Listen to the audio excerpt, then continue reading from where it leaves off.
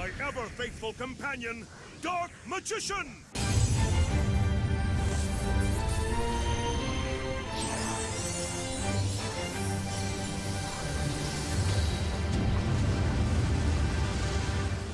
Welcome along, fellow Dark Magician enthusiasts, to another deck profile. I am here with my live stream checkers. We hit King of Games live on stream with the brand new, the Eye of the United Dragon skill.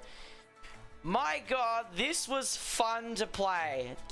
There was some frustrating moments here and there, going second and all that stuff, but Dragon Knight Turbo and looping it to the field over and over is so fun. You guys have no idea. So, this is a skill of choice. And I gotta say, it has a fair amount of weak points compared to Master of the Dark and Chaos. I will give it that. The consistency, not so good. But looping Dragon Knight over and over from the graveyard is so fun. I do think Master of Chaos has a lot more viability in the meta, but I will have another video down the track later on covering all those points, the comparisons between two skills, so keep an eye out for that video. But in the meantime, we have 3 Illusion of Chaos because we need access to Timaeus at all times. We have 3 copies of Timaeus because I was able to afford to dig into the box really hard and get all 3 copies for max consistency. And you really need to get Timaeus into your hand to, you know, start your skill. 1 Apprentice Illusion Magician for damage calculation, but also helps for going first, building up bodies on the board. Very, very nice.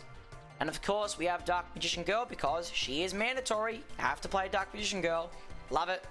1 Rod, because you only need 1 Rod. Because you're searching for Timaeus all the time, as soon as you have Timaeus in hand, you can just grab Rod and grab Souls, and you fixed your hand right there, and you can do your regular combos like normal. 1 Magician Souls for the same reason as Rod, you only need the 1. As soon as you have Timaeus, just search it, and then you do your combos from there. 3 of the ultimate wizard himself, Dark Magician, because you need access to DM as much as possible. The moment you lose all access to DM, you cannot play your deck whatsoever. Peter, thank you for the subscription in the video, very much appreciated. We have 1 copy of Magician's Salvation because you only need the 1, but it's the main way to set up the triangle. Mr. Mosley, thank you very much for the subscription during the deck profile, very much appreciated. Yeah. 1 Salvation, only need the 1, don't need multiple copies. As soon as you get Salvation in hand, you can set Eternal Soul to your field, and you got the triangle established once you have DM the Dragon Knight on the field. Then 2 copies of Soul Servant. Now, some people have questioned, why 2 and not 3? Mainly because I don't want to see too many Soul Servants in my hand, because I want to see Timaeus more. That is like the one problem with this skill. Like, it does hurt deck building quite a bit, because if you don't see Timaeus often, if it's not consistent enough, then your skill pretty well dies. So 2 Soul Servant is enough. It's actually quite enough. If you want to play 3 though, absolutely play 3. 3 Preparation of Rites, again for the same reason. Getting to Timaeus, use Prep, get into Illusion of Chaos, and then Illusion of Chaos gets you Timaeus. So if you can play 9 ways to Timaeus, with Timaeus being included, it helps the consistency a lot. If you are struggling to get copies of Preparation of Rites for some reason, and you have copies of Small World, you can absolutely try Small World and get to a 30 card deck. You most certainly can do it. Then we have 1 copy of Secrets of Dark Magic. Just because we have Timaeus does not mean we don't need our fusion spell. We absolutely need our fusion spell. Secrets of Dark Magic is still a very, very good card. Battle Phase shenanigans, absolutely need to do that. Then we have 1 copy of Dark Magical Circle, because again, we only need 1 for the triangle. We've got DM the Dragon Knight, Eternal Soul, and Circle, and then you can just keep banishing your opponent's cards every single turn. Dark Magic Expanded does help with OTKs, like to help secure Master of Chaos' effect going off. Dark Magic Expanded is also good for protecting your back row, in case your opponent, in case you don't have DM the Dragon Knight on the field and you want to keep it alive until you can get it back on the field. Good stuff. Only needed 1 for this skill, but you can always do without it. Then we have 1 copy of Magician Navigation. You're never activating this card on the field, you're always activating it in the graveyard. If you can get it into the graveyard, by all means do so. It's good for an additional spell, trap, negate. One copy of Magician's Combination. If you have Dean the Dragon Knight, Magician's Salvation, Eternal Soul, Dark Magical Circle, and this on the field, you have a pretty hard field to break. But as soon as your spell and trap zone is full, keep in mind you won't be able to use your other cards. So make sure you've got everything set up before you get this combo going. It's a very, very good combo. Yeah, I've had a lot of success with it. Then we have one copy of Eternal Soul. I only need the one because Salvation searches it, sets it to the field. Once it's blown up, you can always get it back with Soul Servant. But usually the game's over if your opponent manages to get rid of Eternal Soul. But you can make a comeback. Then we have, for our extra deck, one copy of Dark Magician the Dragon Knight. Our main monster you always have to summon no matter what. It's the only way to get the second effect of the skill going if you're going first. But also, like, it's the whole point of the deck, Dragon Knight Turbo, and you have the triangle setup. Then we have one copy of Master of Chaos, very good for OTKs, keep this in mind. It's always good in Dark Magician, where you can banish every monster your opponent controls. It is insane. Dark Magical Circle on crack. You just need a light monster, which, thankfully, Tamias is a light monster. You can get this. You can get the effect off pretty easy. One copy of the Dark Magicians, because, you know, draw power is needed sometimes. Plus, if the Dark Magicians is destroyed by battle or card effect, you can revive Dark Magician the Dragon Knight from the graveyard. It's very, very good. Use this. One copy of Dark Cavalry. Only summoned off the Eye of Tamias when you're going second.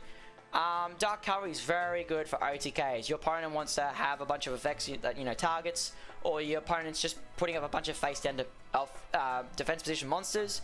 You know, you gotta pierce through. Gotta get that battle damage in. Cavalry's pretty good. One copy of Dark Paladin. Absolute trooper against spell heavy decks. Absolute king. And he just becomes really, really massive the more copies of Tamias you get into your graveyard. Very good card. Love Dark Paladin. And you only summon it with the Eye of Tamias going first. I haven't ever summoned it going second, but you mainly summon it going first when you've done a whole bunch of combos getting your field set up. Then we have one copy of Dark Magician Girl the Dragon Knight. I didn't summon this much, but I love the art. I couldn't really think of any other monster I would use in the extra deck, so I thought slap this one in. It does have its uses sometimes, you know. Your opponent's got your opponent plays the Odeon skill where they have the Temple continuous spell on the field. You can just use the Dragon Knight, pop it. Your opponent's playing Sky Striker. You can pop their cards before they try and, you know, send them to the graveyard for additional effects. Very, very good. It works really well for additional interruption. Once we get Red Eye's Dark Dragoon, though, DMG the Dragon Knight is unfortunately going to take a back seat. But that's alright. One copy of Nightmare Unicorn. Very good. If you don't have enough materials for Underworld Goddess, you can always go into Unicorn, discard, and shuffle, target a card on the field and shuffle it back into the deck. Very good option if you don't have many monsters on the field, but you still want to interrupt your opponent. Underworld Goddess of the Closed World. Very big monster. This deck can make Goddess very, very easily. Just fill the entire field with monsters and then absolutely jump scare your opponent by attributing 5 monsters for Underworld Goddess. This is even made easier to summon with IP. If you have IP in your extra monster zone, you can just use 3 monsters on your field and then 1 monster from your opponent's field. Very good stuff. It's an absolute trip of a card, and I've used it quite a lot in my climb. It was a big shining star in my combos. And the only monster that would actually make that possible, IP Masquerena. Now, it is unfortunately selection box locked, which is a shame. Konami should be adding this to a main box or a mini box soon. It's such a good card, so powerful, but Konami know how good it is, so they're keeping its selection box locked for whatever reason. Greedy, I know. But hopefully a new selection box comes out soon, so that way everyone can get access to IP Masquerena again. If you see the box show up, 100% get this card. Every deck should have it. It's such a versatile card, does anything, makes anything during the opponent's turn. It's so good. So yeah, Absolutely get it if you can. And that is pretty well it for the deck profile. Are you guys going to be playing the new skill? Are you guys going to be playing the old skill? Let me know. I've got guides coming up in the future. Going to have a lot of videos in the production line now that King of Games has been achieved. Let me know what your plans are for Dark Magician this month. That being said, thank you all very much for watching, and I'll see you all next time.